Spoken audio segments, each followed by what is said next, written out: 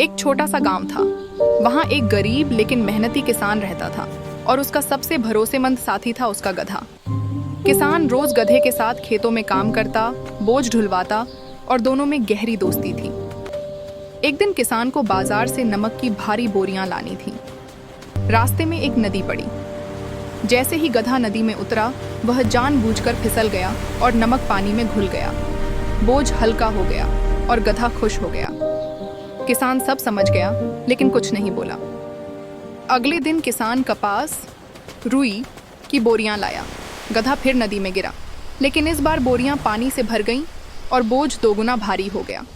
गधा थक कर बैठ गया और अपनी गलती समझ गया।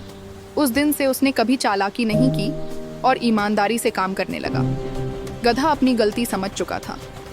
नदी किनारे बैठा वह पहली बार सच में शर्मिंदा था।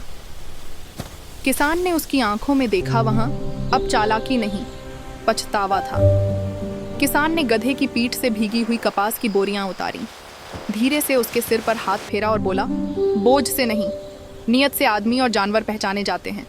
उस दिन के बाद गधा बदल गया। अब वह बिना रुके, बिना गिरने की कोशिश किए हर रास्ता ईमानदारी से पार करने लगा। कुछ महीनों बाद उसी गांव में सूखा पड़ गया। कई किसान शहर चले गए, लेकिन इस किसान ने हार नहीं मानी। गधा अब सिर्फ बोझ ढोने वाला नहीं था, वह किसान का सच्चा साथी बन चुका था। वह पानी लाने में मदद करता, लकड़ी ढोता और खेतों के छोटे काम भी सीख गया। एक दिन गांव में एक व्यापारी आया। वह बोला, मैं इसे खरीदना चाहता हूँ। जो साथी मुश्किल में साथ दे, उसे बेचा नहीं जाता। व्यापारी खाली हाथ लौट गया।